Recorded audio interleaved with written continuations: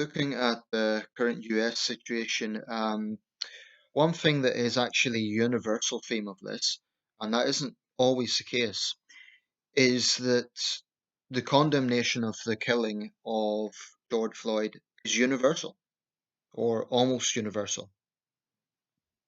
Often with police killings, you get two camps. You get Black Lives Matter and people primarily on the left, some on the right, but primarily on the left, who will just outright condemn it and say it's awful and so on. But then you get right wingers who seek to find some sort of angle to make excuses.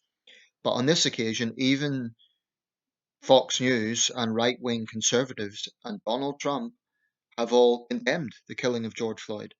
So it is something that is truly, there's a consensus on. The officer's been arrested, he's been charged with third degree murder, and if found guilty, presumably he will get a lengthy custodial sentence. So I think the visual image of what happened is definitely one of the triggers for this violence. But I have to say, I agree with the mayor of Atlanta. She's African American. She said at this point, this has got nothing to do with the death of George Floyd. It's pure, this is not verbatim, but she was criticizing the violence. She was pointing out that it's got nothing to do with the death of George Floyd. The governor of Minnesota has also said that. And it seems to me that there's a lot of opportunistic criminals who are using this as an excuse. The actor Will Poulter had an interesting tweet earlier. He actually he played a cop in the film Detroit, which was about the 1967 Detroit riots. And he played a very corrupt, brutal cop in that. But he said he was angry seeing white people burning black businesses to protest the death of a black man. And he called them idiots. He's right. It's not that Will Poulter hasn't been above a bit of virtue signaling himself, but he is right about that. Um, and it's just, the problem with this situation is now anyone who criticizes the rioting and the looting and the violence will be accused of not caring about the death of George Floyd. They'll be accused of being in denial. They'll be accused of somehow condoning police brutality. Here's the thing, it's totally compatible to be against that horrible incident, what happened to George Floyd, and other similar incidents, whilst also seeing that it's utterly, utterly nonsensical to be burning down businesses and looting. And what bothers me is that being normalized, like, oh, we're angry about the death of George Floyd, so let's just loot this business. It's really a cowardly way of thinking. Those people who are doing that, they are hiding behind the death of George Floyd.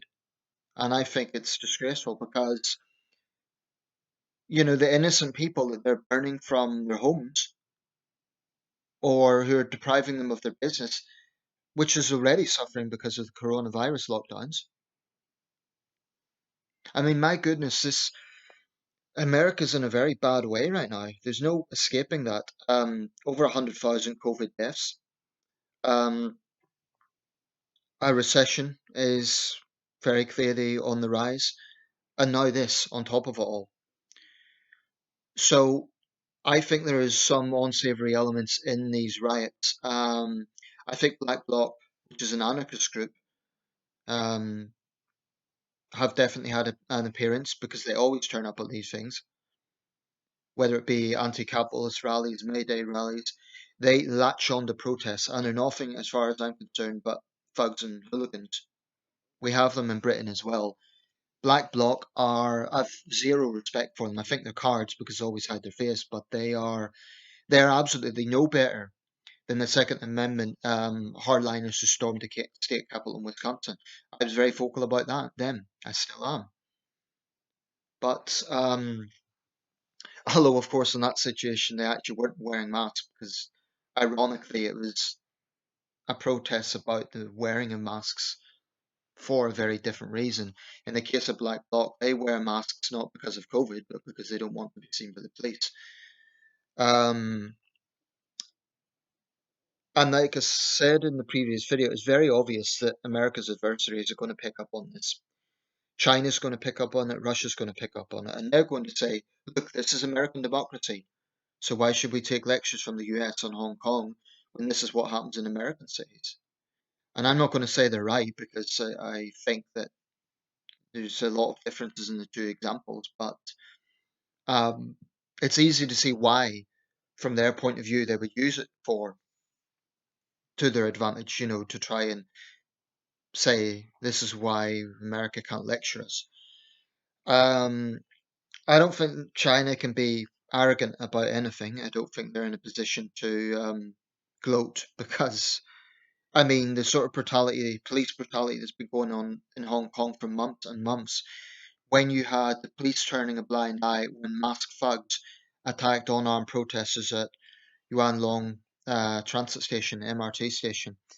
So um, I think different situations around the world need to be really closely looked at according to their own circumstances. I think this is more similar to what happened in the 2011 England riots. And by the way, just a quick disclaimer about the Hong Kong situation to any Chinese watching.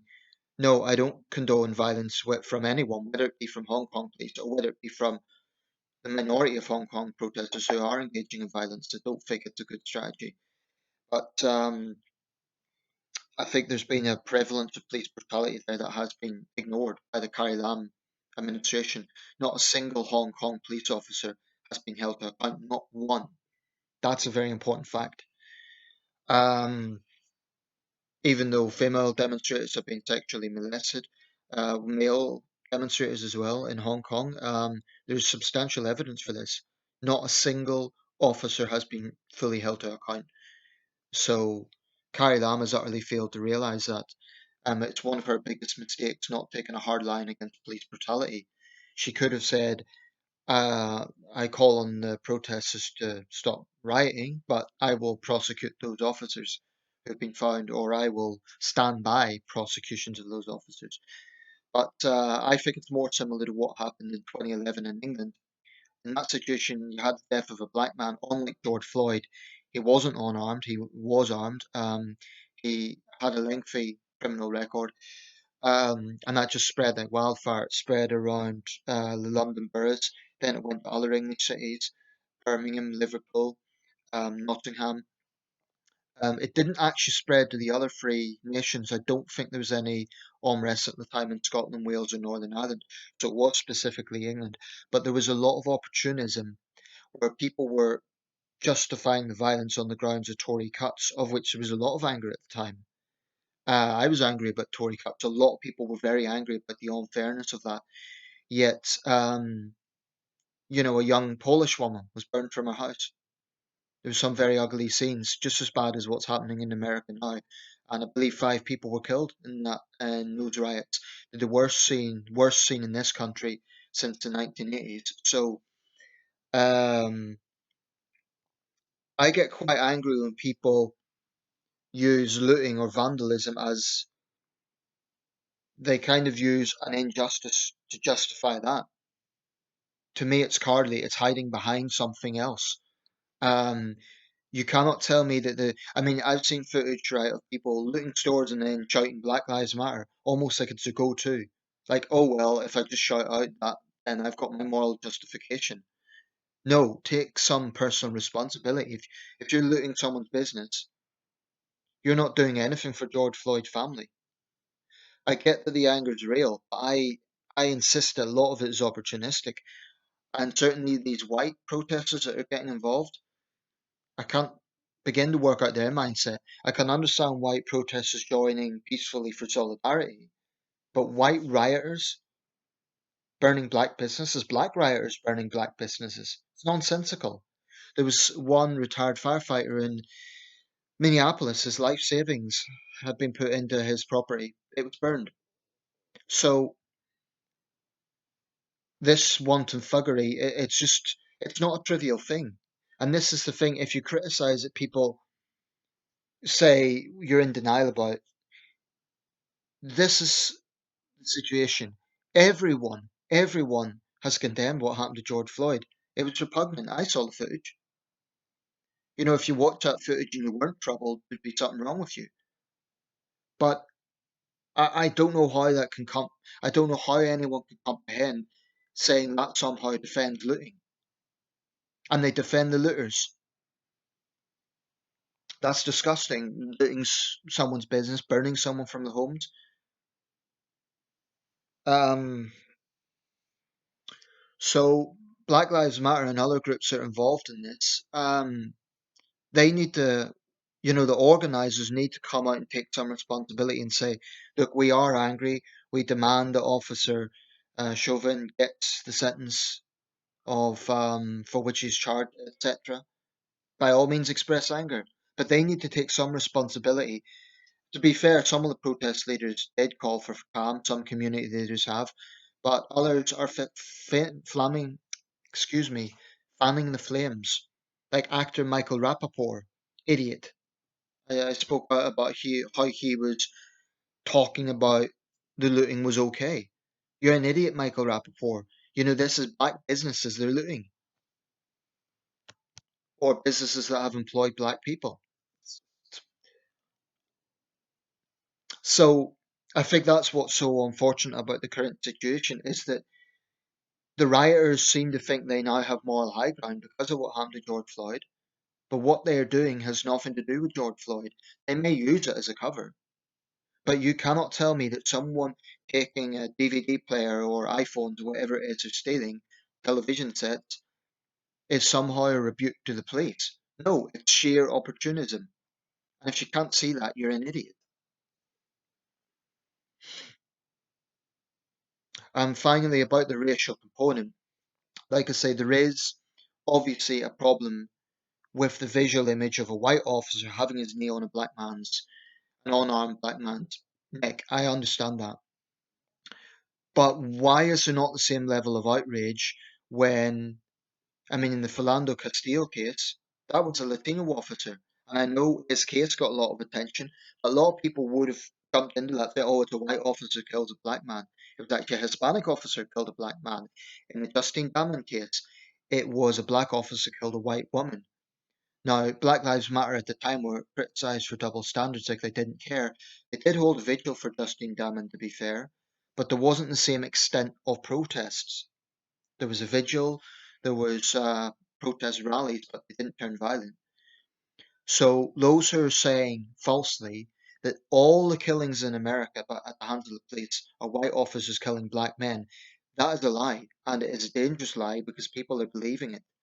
It's just that those cases get more attention. How often do you hear about white suspects killed by white officers? You don't hear about it, not because it doesn't happen. It does happen. It's just that isn't. And this is where I think the media is partly responsible. I think CNN and so on they have a responsibility to report the statistics, and they won't do that. Um, I am very critical of the way CNN handles race relations in America. I've no problem with them calling out injustices, reporting injustices against the black community, but they have to show the whole picture, and they don't. They don't. Although it's interesting that their headquarters in Atlanta has been attacked, so clearly some people are unhappy with their coverage as well. I honestly think though some of these rioters, no matter what happens, they will think they have a justification in rioting. Officer Chauvin could be sentenced; he could get a long prison sentence, and they would still riot. Um, and I'm aware that in other cases, officers have been just put on desk duty. So you could argue this is more than George Floyd. It's kind of a culmination, the straw that broke the camel's back. And I think that's probably true to an extent. I just don't see how anyone could try to associate someone looting a television from a store with the death of a black man. Like the two should be linked up. Like, oh well, that's okay, son. You've just stolen this TV set. But you're angry about the death of a black man, so that's okay. We can't criticize you for doing that. No, I reject that mentality. What about the innocent people who've been terrorized by their homes and businesses being burnt down? I feel profoundly sorry for them. I feel sorry for George Floyd's family, but I also feel sorry for them. It's a crazy situation, and people in responsibility, including protest leaders, really they need they need to pick. some responsibility.